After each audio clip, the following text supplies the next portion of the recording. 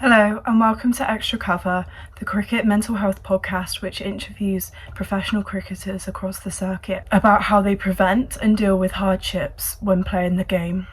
I'm Alice Bird, your host, and I play for Gloucestershire County Cricket Club and I'm a current student at Loughborough University. Extra Cover stands for the mental shield and extra protection we put in place when we go through hardships. In today's episode, we are joined by Harry Petrie.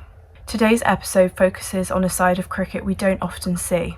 Harry Petrie, who plays currently for the Loughborough University performance side, talks about the ins and outs of the pro game.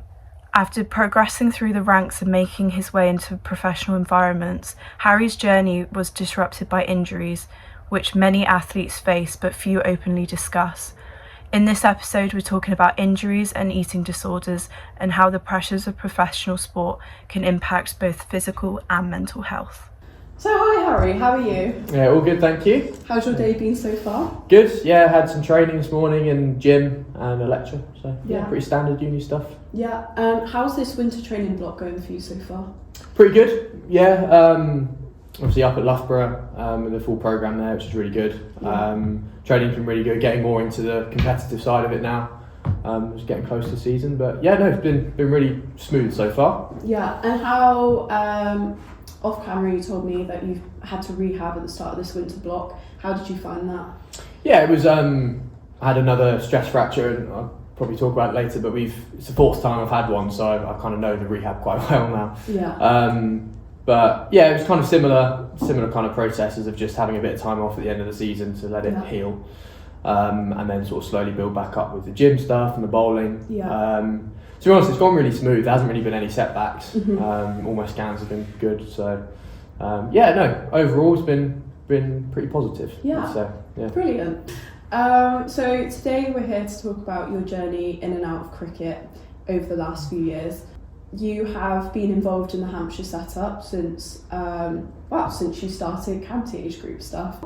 How has Hampshire as a county kind of been integrated into your identity, not only as a person but as a cricketer?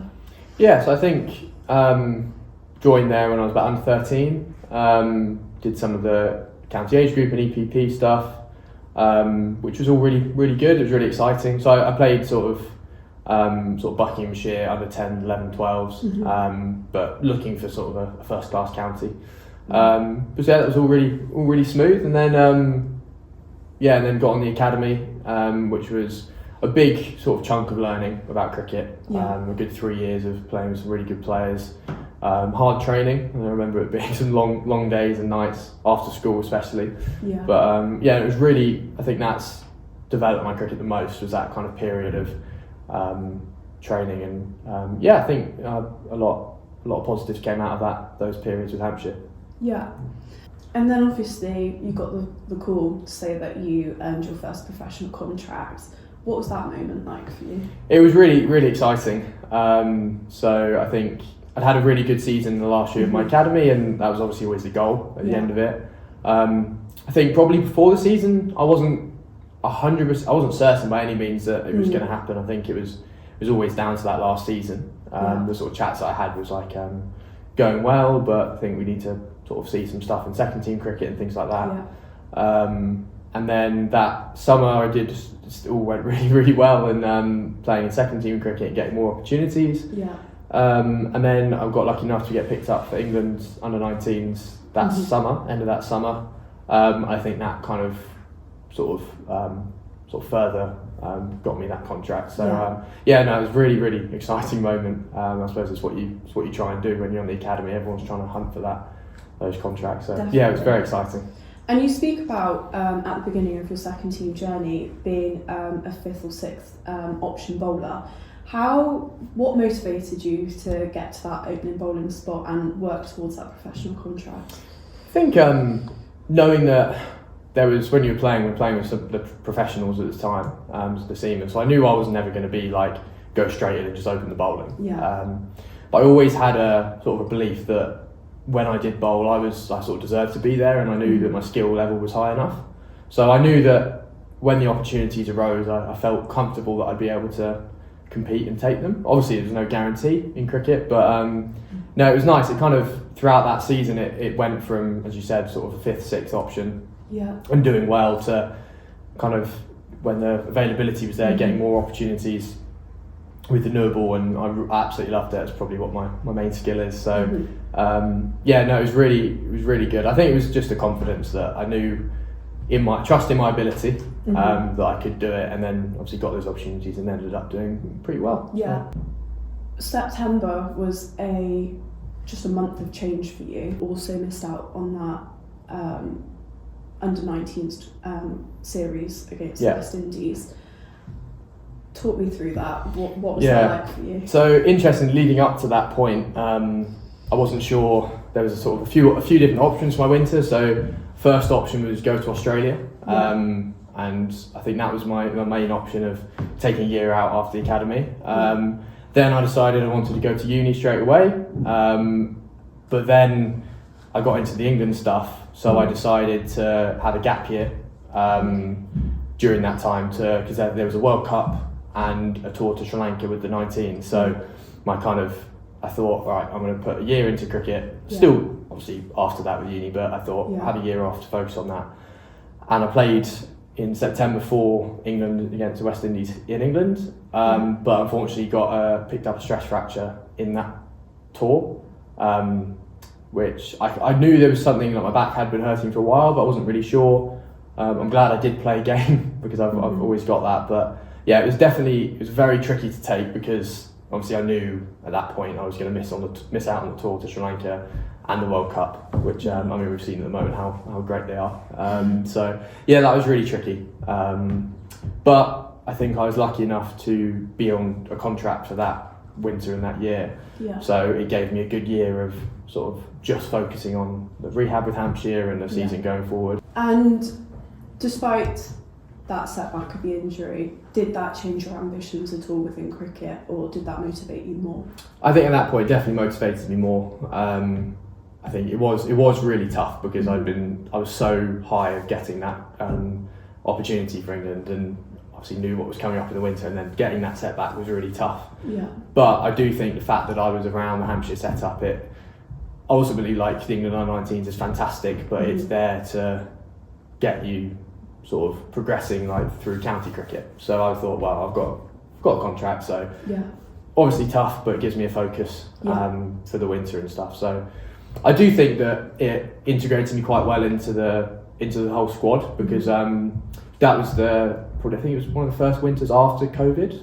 Yeah. So not many of the players went away, so it was a big squad training for the whole winter. So I definitely feel like I integrated well into that. But yeah, I think overall it motivated me more, and I was happy to be where I was. Yeah. So going back to that moment that you found out you got the first stress fracture, what was going through your mind in that moment? I think, in a way, it's going to sound funny, but it was a bit of a relief because I'd had a sort of this injury for quite a bit of that season, the last sort of back end. And I knew something wasn't right, and it almost was every time I was warming up to bowl, I was like, oh, this is really sore. And the physios that I had seen, like on the day of the game or before, no one really picked up on the fact that it might be that. Right. Because the pain that I felt was more in my glute, so people were thinking it was a glute problem. And then the first scan I had didn't show anything because it was on my glute. Right, so I was like, oh God, right, I've got all this pain, and I know that it stopped me bowling. So I was like, well, there's got to be something wrong. So I think when I actually got the call and I was like, okay, you've got this, it was weird, but I had a little bit of relief being like, okay, I'm not being a wimp, like I am injured. But then after that, I was like, well, now I've realised that I'm going to miss out on those tours, and that was really tough. That was a tough call, sort of do all that rehab stuff. Yeah. And then so going into that season, you've rehabbed, but then another injury hits. How do you mentally process that after such a lengthy rehab journey? Yeah, it was tricky. So I had, for context, I was back to bowling pretty much near 100%, and we went on a pre-season tour to Desert Springs the following March.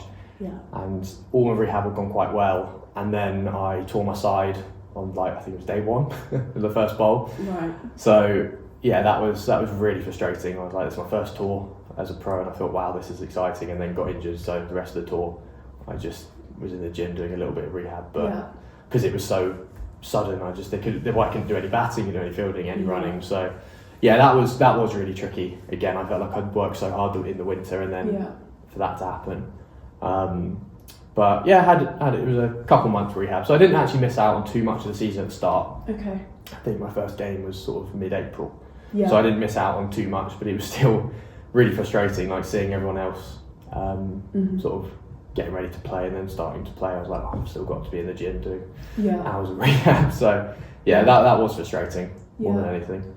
And how do you kind of regulate yourself when you're away on tour with such a shock incident like that? Does that affect your energy levels around the group? I think so. I think at the start I was a little bit dejected with it. I mean, it actually was fantastic that I was with the group I was with. Yeah.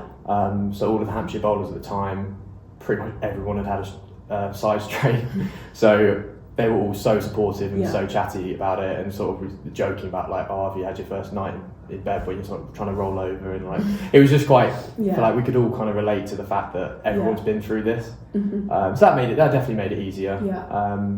I think I was just like the whole time I was a bit down because I just wanted to be doing stuff. Like my back felt good, so I was like, oh, I just want to be out training and playing. But no, it was definitely made easier by the group I was around and everyone just being really supportive.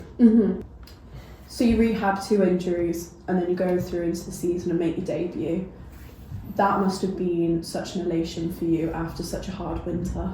Yeah, so had I think it was actually quite quick that I had I think I played one Red Bull game after my injury, and then there was a touring Sri Lanka A team that came over, and I think the first time I heard about it, they said that it was a first class game. I was like, wow, that's pretty cool. It's obviously different to a Champo game, but I was like, well, this is cool, I've got an opportunity here.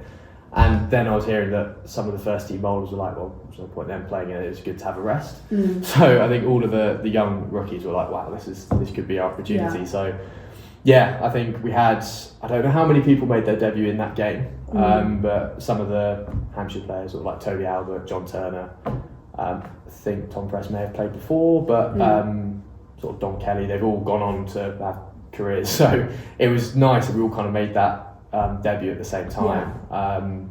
And some of the Sri Lankan players, I think one of them's gone on to play Test cricket and the other one's playing the World Cup now. So that's cool seeing their names. But yeah, it was such a great feeling after all of that long sort of rehab to play. I think I took 4 wickets in the game as well, so that was nice. But yeah, no, it was a really, really great feeling. And after such a tough winter, going into that game, how are you managing your emotions? Are you more nervous because you feel like you have more to prove because you've been out for the winter, or is it just excitement, like take this opportunity?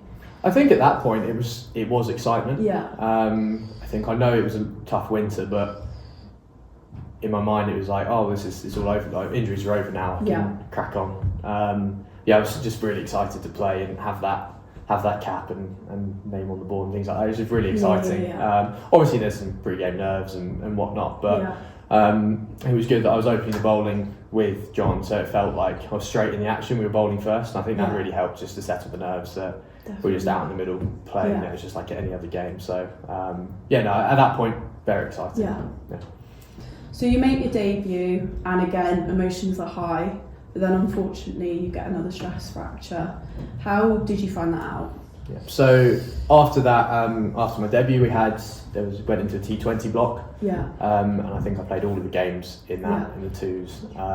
Got lucky enough to be in some of the blast squads as well, was sort of the backup seamer. Didn't end up playing, but it was still very surreal to be travelling around with the team and sort of being a part of that. I mean, I've watched the blast growing up and absolutely loved it. So actually being there and being like in the dugout was so cool. And again, I think that around then my back was starting to hurt again in a similar place. And I think that at the start I kind of put it down to just, it's just I'm getting back to it and it's going to hurt. But it did get sort of progressively worse and worse. And I thought, okay, it's not looking good. So I spoke to the physios and was like, I'm a bit sore. And they were like, well, we might as well just get a scan because we want to check. And finding finding that out the second time, so that was another stressy Yeah. in my back. That was really tough, I think, Yeah. because when I obviously worked so hard to get back, and when I was playing was doing really well. Yeah. I think that was really, really tough to take, especially because going in, that was just before sort of the Metro Bank or the Royal London, I think it was called at that point, was coming up, and normally it's for the younger players anyway, so it looked good that I was going to sort of get some opportunities in that. So yeah, that was tough not to be a part of that again. So. Yeah. And who did you lean on during that period? I'd say mostly the other players. Yeah. So I tried my best to stay around it as much as possible. Yeah. So when I was able to, I was part of sort of the Royal London squads. Yeah.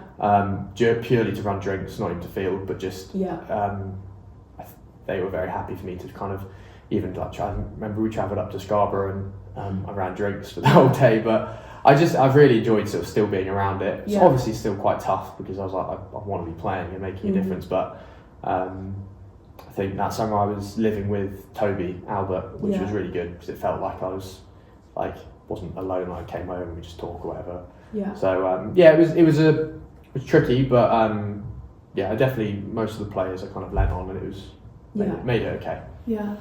That's really nice that you have that team camaraderie around you, and I'm sure that made it easier for you to stay within that group as well. Yeah. So you're rehabbing, and then you start uni, and you get into the scheme here at Loughborough. Yeah. How was that for you? Was that felt like a really exciting challenge, or did that feel overwhelming because of all your Hampshire commitments so far away from uni? I think I was really excited. Yeah.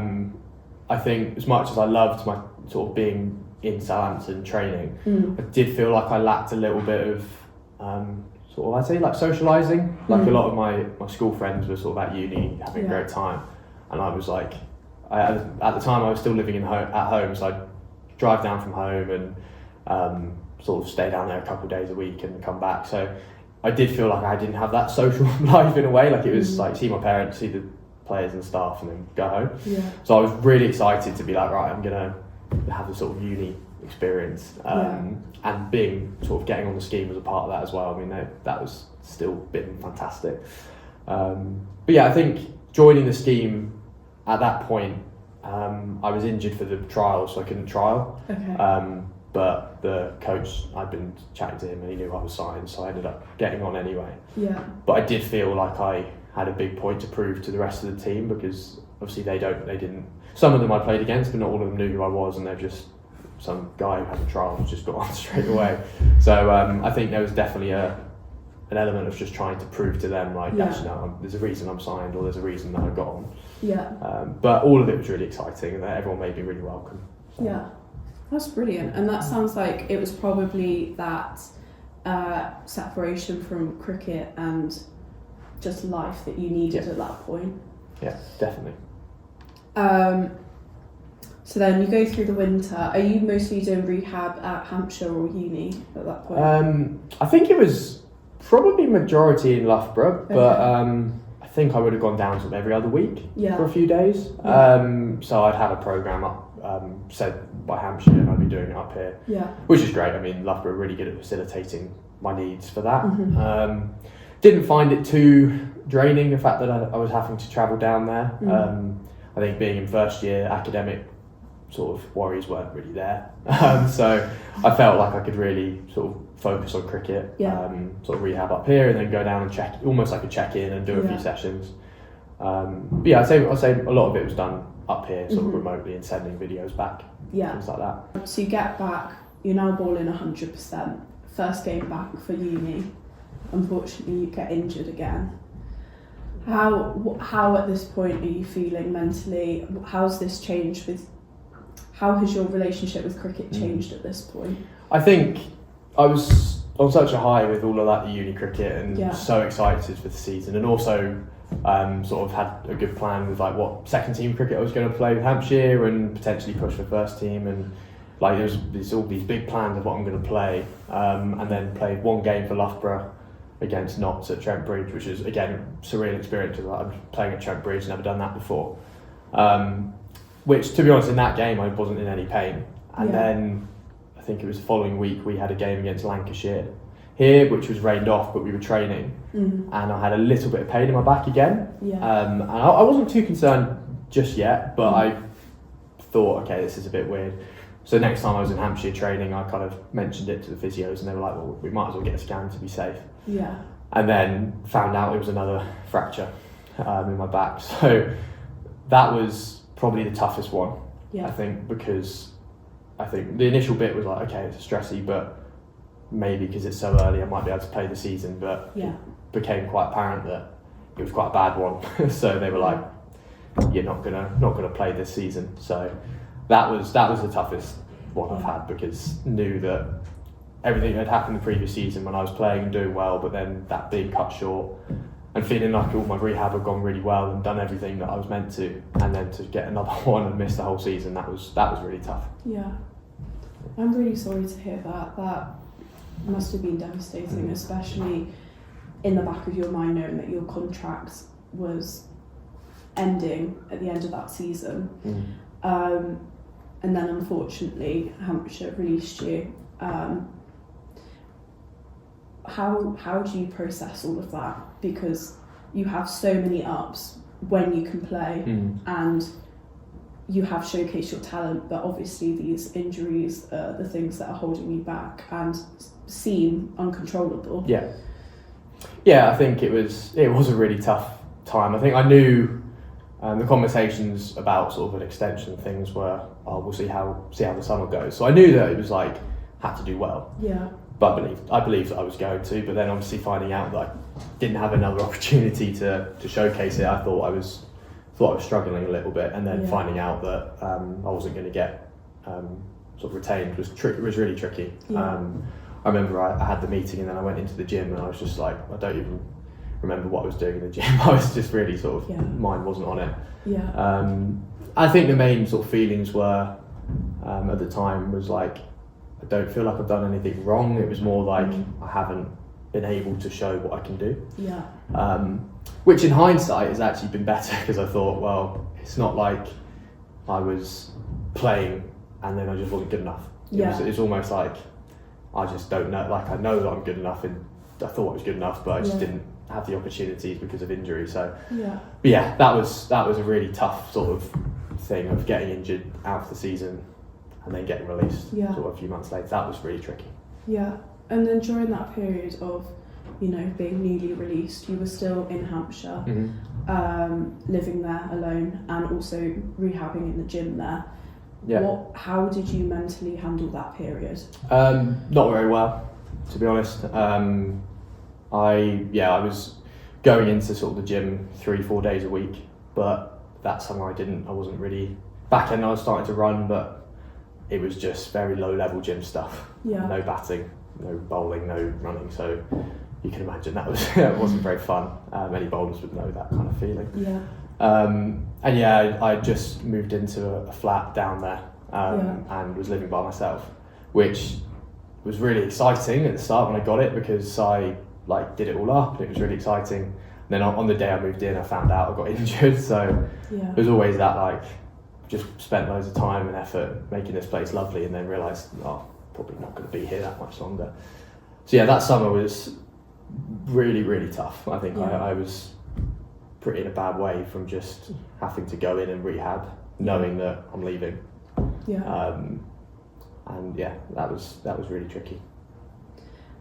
How do you address that conversation with your teammates? Because going into that environment still and having to see them must have been really, really tough for you to deal with emotionally, because you've built these strong bonds with people you've grown up with, but you know that your time with the team has come into an end.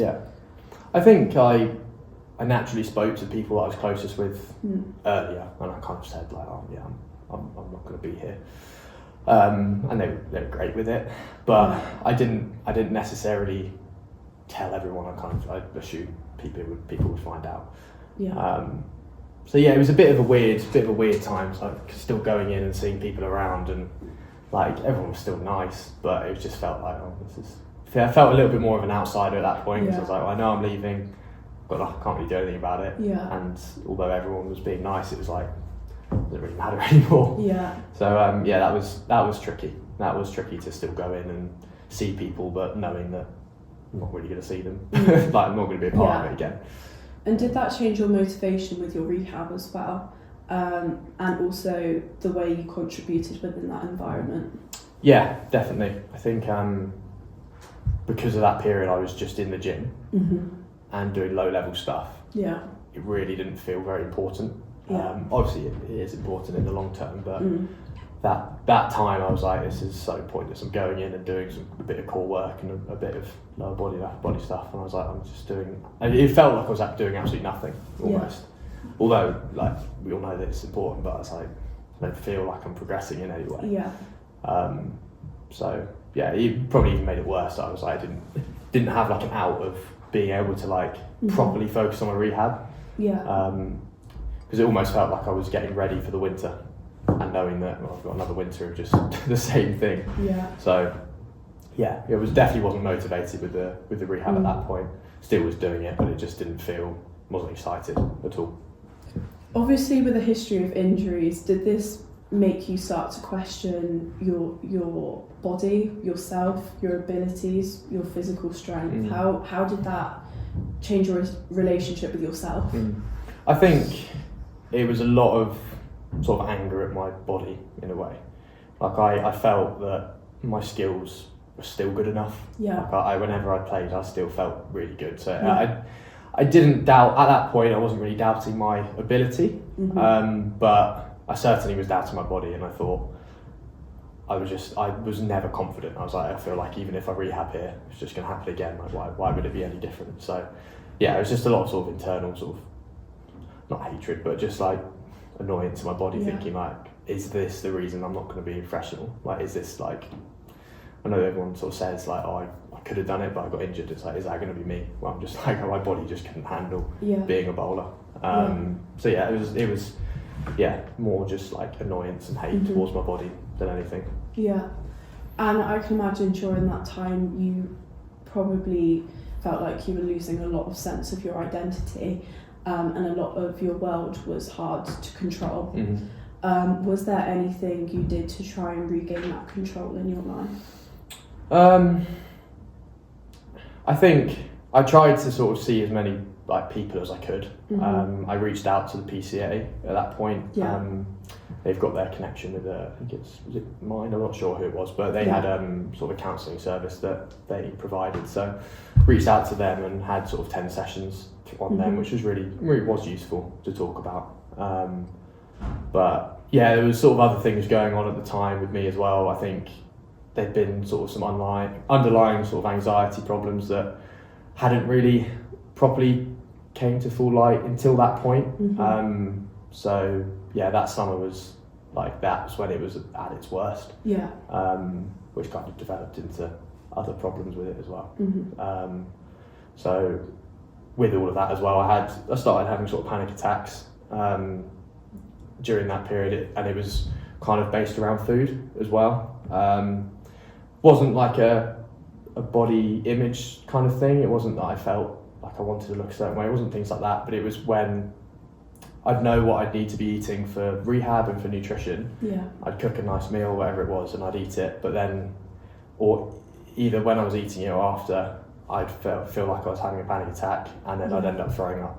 Yeah. And that kind of compounded everything, where I know what I need to be doing to heal. I know what I need to be doing to make myself stronger, but I just physically wasn't, like, I couldn't do it. Like I was trying so hard to fuel in the right way for rehab, but my body just wouldn't let me. I just kind of really lost control of that when I just, every time, like, even like out at dinner was probably the worst as well. Like in a public setting, I just feel like really hot and sweaty, and like sometimes my vision will kind of start to go, and then I just have to go to the bathroom and throw up, which was scary because I had no idea what was going on. Like I'd never had anything like that before. I think I was always a bit of an anxious person before, but it was never to that extent. So yeah, I think the combination of not trusting my body and then getting released and still having injuries and just being alone down there was sort of compounding all of this. Yeah. And do you feel like subconsciously that was your body perhaps like rejecting that rehab because it was just so exhausted with all this stress? Yeah, very potentially. I think when I've thought about it, I haven't necessarily thought of it that way, but it could be. I think it just knowing like I was so stressed and upset about everything that like it just wasn't my body just wasn't cooperating. And it did continue for a long time, really. I just it got better in certain periods. I think when I kind of was eating sort of by myself or something, I would be fine if I wasn't having to do anything. I'd watch TV and it would sort of distract me or whatever. But any time for a long period of time when I'd go out for dinner or go out for brunch or whatever, I'd just all of these problems would happen. And then I think it kind of developed where I had that association where I'm out to dinner. As soon as I started feeling like a little bit off, it would all spiral and happen again. So that was tricky to overcome. Yeah. I'm really sorry that happened to you, and thank you for being so vulnerable about your experience. I think even though mental health is becoming a more like mainstream topic, especially with men's mental health, I think it is majorly stigmatized. Do you think that, especially surrounding eating with that, that toxic masculinity image of, got to eat meat to be big and strong and stuff, do you think that made you feel uncomfortable to reach out and talk to people about this issue? Yeah, I think so. I think there was certain people I definitely did talk to, very close people. So I spoke to my parents. So my dad was a GP who specialised in mental health, so I knew that he'd kind of know what was up. So he was really good to talk to. My brother as well, at the time, was at med school. So again, I felt like he could really relate. And my girlfriend at the time, Molly, I'm still with her. We were quite new at that point, sort of 3-4 months in. That took me a bit longer to sort of open up, but it was sort of the best thing I did when I did, because I hated the fact that when I was out with her, this would happen. I was trying to hide it. I was trying to it made it even worse. But as soon as I kind of spoke about it, I spoke to her, and it almost helped it just go away, because I was like, there's no pressure now. Like if I do feel like that, fine. It just is what it is. I think that's kind of the biggest thing with it, was that I felt a bit embarrassed about it. So if I ever felt like that, I was like, oh no, I'm gonna have this attack, and I'm gonna go throw up, and people know, and people think I'm weird or whatever, whatever it is, or like I'm not strong. Things like that. But as soon as I spoke to people about it, all of those problems went. So a couple of my uni friends I spoke about with as well. And it did make it a lot better. But there's certainly I hadn't really opened up about mental health much before that. But it did get to the point where I was like, I need to speak about it, because otherwise it's gonna get a lot worse. So I'm really, really glad that was the best thing I did, was talk about it with those people. So you speak about reaching out for help. Did you bring up these topics within your sessions with PCA therapists? So I started to see him before these things really came to fruition. So it was more getting injured, and then it throughout the sort of, I think it was 1 week, so throughout the 10 weeks, it kind of went there, got released, and these things started to happen. So it kind of did start to speak to him about it, and I felt it's interesting, because he was almost a stranger. I was like, I feel like I can talk to you, and there's no judgment. It's not going to go anywhere. So I definitely spoke to him about it, and he helped me kind of deal with these things. Gave me a few strategies to try and help me through it.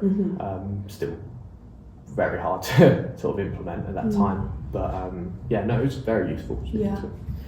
What were some of these strategies discussed in the meetings? Did you use safe foods, or were they breathing exercises? So a couple of those things. So we spoke about trying to not put as much pressure on eating. Like if it felt like it was I had to be eating this for my rehab and for my body, then it would put too much pressure, and it would probably lead to something. So just trying to snack regularly, and maybe having sort of smoothies or that kind of thing, where it's just sips here and there rather than like sitting down, cooking a big meal, trying to eat a meal. Yeah. That was trickier. So definitely those kind of things. Yeah. A lot of mindfulness as well, sort of breathing exercises, and sort of I think I used the app Headspace, which did make a difference. I think that was all a bit new to me, so I hadn't sort of done that kind of stuff before, but it did help me kind of just take a moment and just sort of calm. I think I've really tried to do it when I was starting to have some of those attacks. I tried to do those things, but I think at the start it didn't help. I couldn't really control it, but I think those are the main things. One other thing that he didn't necessarily recommend, but my dad did, was an activity. So I started to, when I was younger, I loved Lego. So I started to kind of do that again. Obviously not the kind of same sets as I did when I was 8, but that was, I think I remember bought like a big Ferrari one with like a good few thousand pieces, and that was fantastic because it gave me something to take my mind off of all the worries and all the things and just sit down and do something. So I think that was a really good thing for me, and I'm really glad that was a good idea. And I kind of did a lot of that at the end of that summer. Just a few activities, a few food thingies. That was it really. And then moving back to uni after that, how did you feel like that followed you into uni, or was that like a break away from everything so you could separate those two lives? It definitely didn't go away. Okay. So my plan was kind of to try and put on as much weight as I could, because I lost a lot of weight during the rest of that summer. So I kind of went down to sort of 74 kilos, and because I'm 6'4", that's not really like as fast body, you're not going to be strong. So my goal for that winter was try and put on as much weight as I can. And certainly at the start, it still felt like I had those problems. But it did make a difference not being alone and not being like by myself and having to go into Hampshire. It almost was like a bit of a break from that. I was like, okay, that's done. Let's focus on something new. I think spoke to a few people about it. Probably not as I don't think many people will know about it, but some of my really closest friends, my girlfriend, like we did speak about it a lot, and it made it a lot easier. It definitely didn't go away. I think one of the things that did help me kind of get over it was I started on some anti-anxiety medication, which took away the kind of physical symptoms of these attacks, which meant that I didn't have all that stress about I need to be eating because I'm gymming and I'm training and I need to be fueling right. Took away the kind of panics of that, so I could feel well. So that winter I put on 11 kilos back to kind of over where I had been before, but it was nice that I was like, okay, no, I feel good, I can actually eat. So that was a really, really positive thing. I think my dad kind of explained to me with it was like it's a tool to help you get better. It's not going to solve all your problems.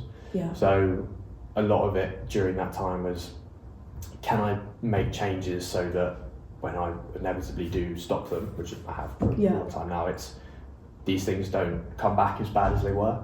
So I think that was really useful alongside all of the strategies and talking and things. That those things sort of not healed, healed, not fixed, but healed it, and the sort of medication kind of helped me facilitate it. I'd say. How did you find that process of coming off the medication? Do you feel like that changed your brain chemistry a bit, or? I think so, actually. So one thing that one of the side effects that they did talk about potentially was sort of a lack of motivation.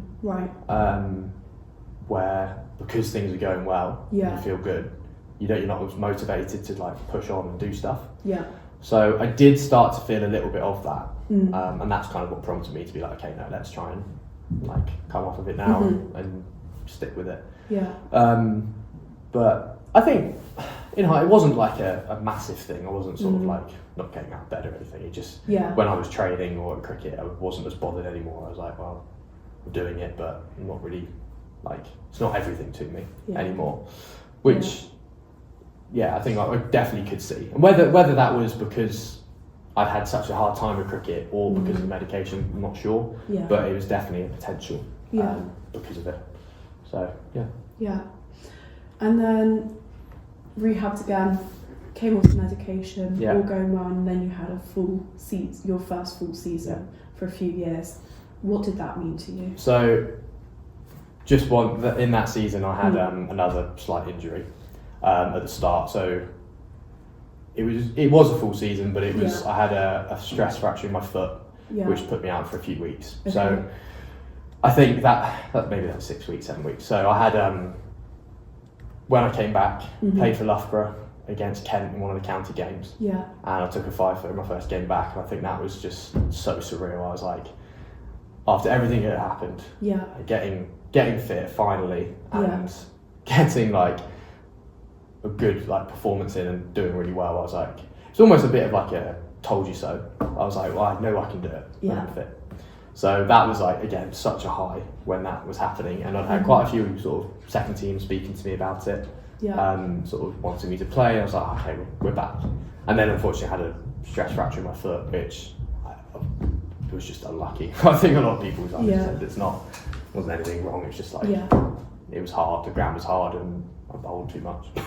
So yeah, that was tricky, but then rehabbed it and started playing. I think I didn't do too much trialling that summer. I tried, but I think by the time I got back, people kind of picked their squad. So I played some club cricket at Kidworth, and that was really good. That was really good fun. Played some minor county cricket for Wiltshire, which was again really fun. So yeah, that was all. That was really nice to be back playing. I think it brought back a bit of the love for cricket, like competing and trying to win games, that kind of thing. I think back end of the season I got an opportunity with Somerset in the twos, and I did well. My foot then reoccurred a bit. I mean, it was back end of the season, so it didn't matter as much. But yeah, it was nice to finally play a bit of cricket and sort of remind myself that I am good enough. Because before that, it had been a couple of years since I'd played a long period of time. Like that was really nice to play and sort of know that I was good enough again. That was the main feeling. And you talk about having more love for the game and reminding yourself of why you were there. Yeah. Do you feel like that reignited some sort of ambition to get back into pro cricket at that time? Definitely. Yeah. I think my plan had been sort of after getting released was that first season being hopefully being signed again. Right. I thought, well, if I was signed, if I'm fit, I'll be signed again. So it was like that was my plan. Unfortunately, didn't quite work out with the foot, but definitely going into that winter, I think I was very excited by just like, I trust at that point I trusted my back. I thought, fine, I'll be okay. Foot will sort itself out. So I was like, no, I'm ready to take any opportunities I can and get signed again. Which going into that winter, all went pretty smooth, really, with uni cricket. Like being part of the scheme, that was the third year on it, and that was really, really great fun. All went really well. Nice to not have to rehab a back in that winter. So that was definitely had a sort of an excitement about cricket again and sort of ambitions. So obviously you say that you had a great time training with the scheme and getting your confidence back, and you also put yourself out there with counties. That can obviously be a very intimidating thing to do, and you're really putting yourself out there. Where does this confidence and motivation come from, and was that quite a scary process? Definitely. I think trying to go into new counties and new environments and sort of prove myself, that is really tricky. I think as well, indoors it's always a little bit different to outdoors, and I feel like I'm a better bowler when I've got a bit of rhythm off a full run up anyway. So, and I'm not like a fast bowler, so it's not like you're not going to see me off half a run and be like, wow, bowl's really quick. It's more like consistency and moving it. So that was definitely tricky. I still felt confident in my ability that when I was competing, I was doing well. I felt when I was net bowling at a few counties in the winter that I was still having a good battle with the pros and the good players. I think it helped that I knew quite a few of the players from sort of around the circuit, a few from sort of previous Hampshire days or just playing against them, so it didn't feel completely alien. Like there was definitely people I knew, but there was still I still had a confidence in me of like, I'm still good enough. Yeah. And I think that just comes from the performances I did do when I was playing, almost. That kind of intrinsic confidence, being like, I've proved it to myself, but I've got to prove it to the right people at the right time to then to have success. Yeah. Yeah. And obviously these weren't your first trials, so do you feel like the more you did, the easier it got, or was that like performance anxiety and need to prove yourself still there? It's definitely still there. Yeah. I think every trial I had over that kind of period was, every time I was like, no, I've got to impress, got to bring my A game. So I do, as you said, I think it made it easier though. I think at the first couple I was like a little bit standoffish. It's like, okay, well, I'm kind of just coming in here and having a bowl. But then by the end of it, I was really trying to be confident with being like, no, I deserve to be here. I want to open the bowling. Even if I didn't, I was like, no, I want to be doing this. I trust myself. So yeah, it definitely got easier, but never sort of the anxiety behind the performance was never disappeared, really. Throughout this, you show that you have a lot of ownership over your own career, especially with all the injuries. That self-motivation has been essential to your progression and continuation in the game. Where do you feel like this ownership has come from, or is it just because you've had such a drive to prove yourself? I think at the start it probably wasn't as big. It was kind of just like I got every step of academy into second team cricket, England stuff, into being signed. It was always quite a little bit easy in the sense, like looking back, it was like it'd all just gone as it should have gone. Yeah. So I think all of these setbacks have kind of made me realise that I've got a motivation to sort of prove people wrong, or like so, especially sort of getting released from Hampshire. It's like, no, I want to prove that was a mistake. Yeah. That's kind of where the motivation comes from. I want to prove that no, I can be a professional cricketer. Whenever I see other people that I've kind of grown up with, or England players, and they've gone on to sort of play Lions cricket or 100 cricket, I'm like, okay, that's great, but I want them to know that like I'm also at that level. I don't want it to be like, oh, they were this guy I used to play with. I want it to be. I think that's probably my main motivation. Yeah. I think I've always been very competitive at school in any sports, and especially with my brother, because he's ultra competitive. So whenever we do anything, we do always compete. Yeah. So I think there's a element to prove him like not wrong, but prove to him that like no, I'm just as good. In a way, I think we just compete with each other, but it's all light-hearted. Yeah. And is professional cricket still there for you? Is that a want?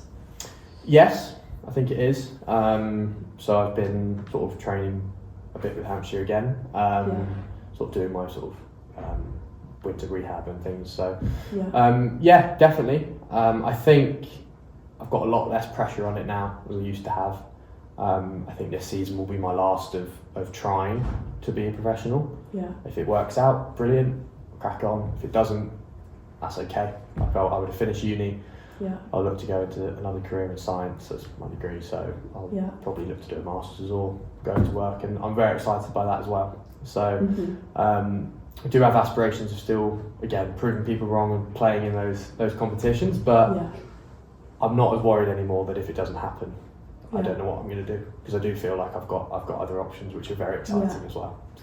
And through the years, with your unfortunate experience of injury, how has your mindset around rehab and recovery changed? I think at the first kind of times I did it, it was a bit sort of novel when I was like just going through the stages, and it wasn't I wasn't worried, I wasn't sort of stressed. It was just like, okay, well, I've just got to do this and I'll be okay. But now, like last season I had another injury, and it's just again so tedious to go through the same steps of back to running, back to bowling, all the gym work kind of progressing. It's so tedious. It's not fun. You'll never find any cricketer, any athlete who's like, I enjoy rehab. You don't. So it's tricky. It's obviously what you've got to do. I think it really helps being around Loughborough with all of the rest of the scheme players, because it's like you're still part of everything. You're just doing something slightly different. So you still feel a part of it. You still don't feel isolated, which is really nice. But yeah, it's not been fun any of the times really. Do you feel like your support systems have changed throughout the years as well, going through the recovery processes? Definitely. I think naturally, obviously, going from having that at Hampshire with the players down there to leaving there and kind of that transitioning to the majority Loughborough players, on top of sort of family and girlfriend and things like that. That's kind of been a consistent. But I think the kind of support networks have changed slightly, but still the best way through it is speaking to people who know what it's like. So on the scheme we've got other pros and other people who have had stress fractures, so it's still speaking about their experiences and my experiences is a really, really good way of kind of getting through it. I had that at Hampshire and I've got that now, so it's very nice to kind of speak to people who can relate. On top of that, it's nice to speak to people that you don't have to like talk about it. You talk to your parents and like, well, they haven't been through it, but they can talk about something else or know how you're feeling. So it's nice to have a bit of balance between the sort of relating to it and then the kind of other stuff. And throughout the years, have you found that removing yourself from cricket has been a big coping strategy then? Definitely.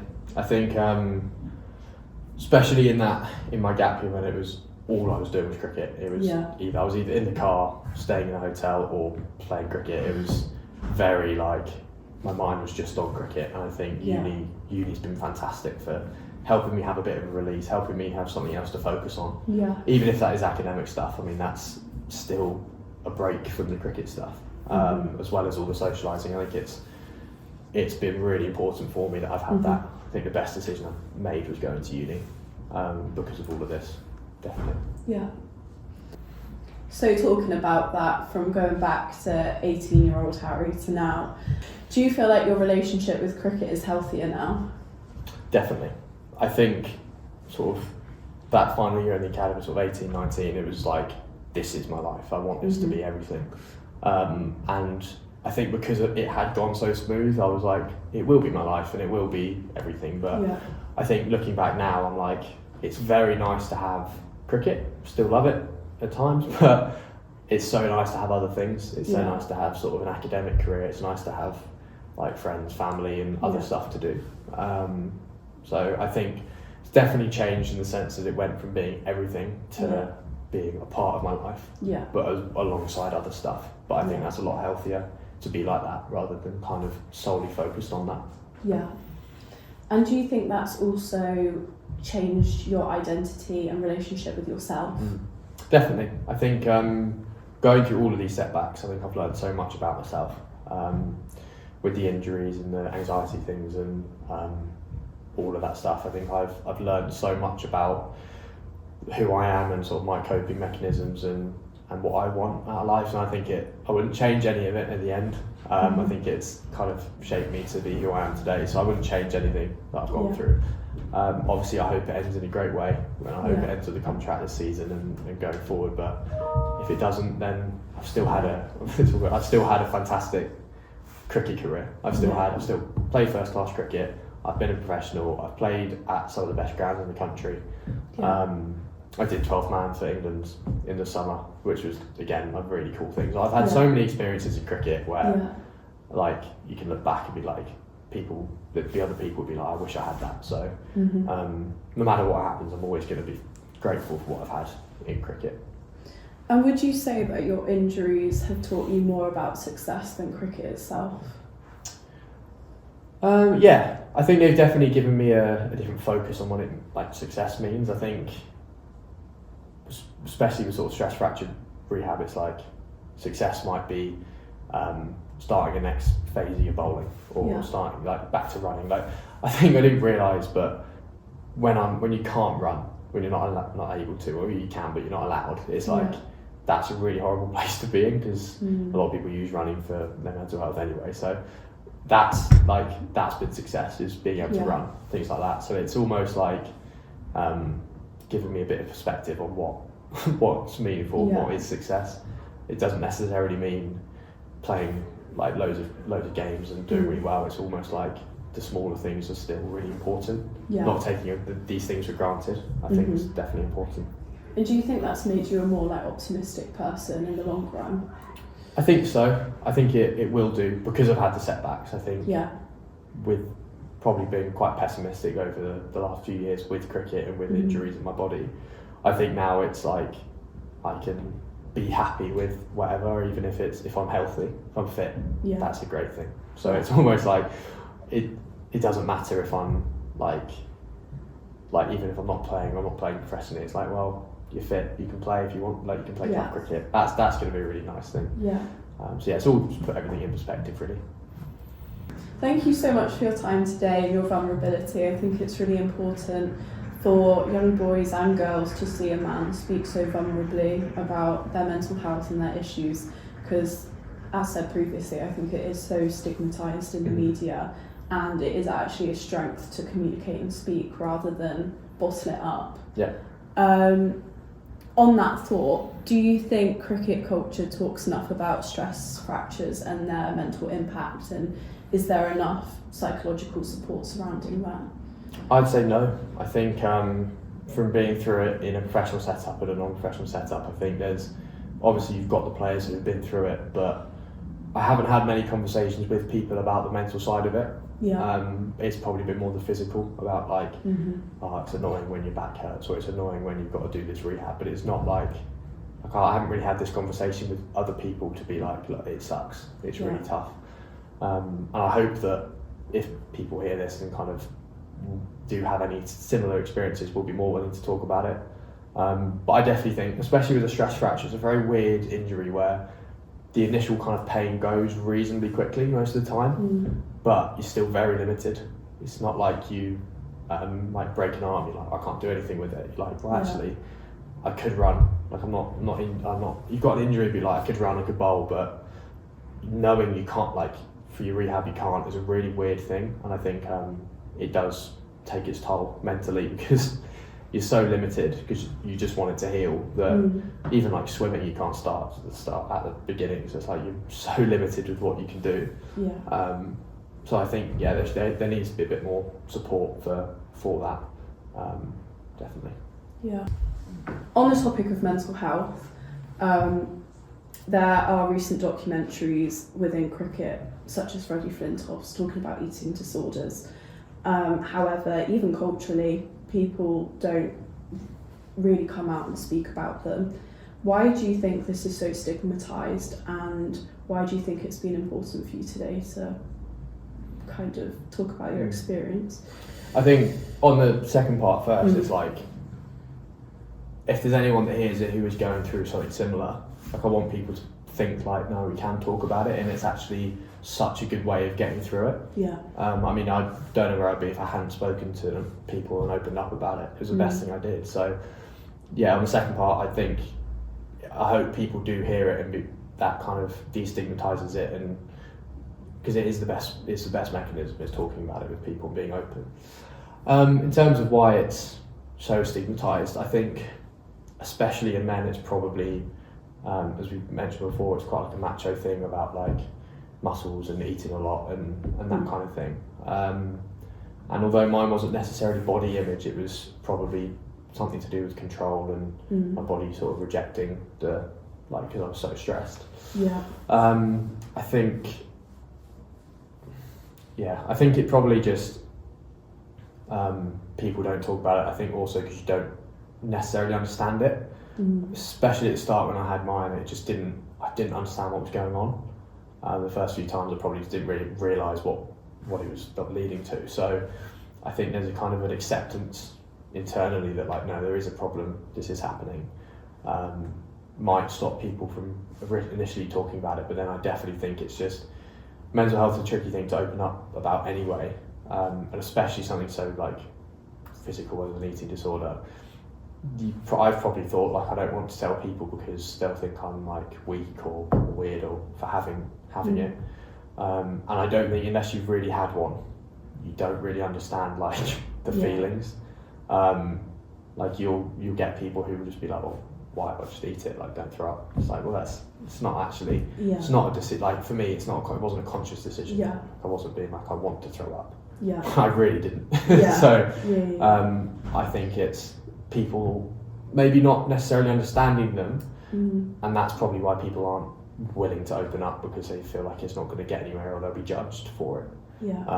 But trust me, it's not. You don't get judged. Whoever you make sure you speak to the people that you trust and value the most, Yeah. and it will be okay. Like it definitely will be when you sort of open up about it. Like it's Yeah. all, for me, it's all in my past. I haven't had any problems with it for a while now, so definitely feel comfortable talking about it because it was a past issue. Mm-hmm. Still get anxious, things like that. Still have times when I get hot and flustered, whenever it is, but yeah, you do realise that that's okay and that's very normal. Yeah. I think I saw someone I think it was Wimbledon or something, one of the tennis players, and he got so anxious and he threw up, but he didn't. He was like, "That's fine, I'm just throwing up and I'll crack on."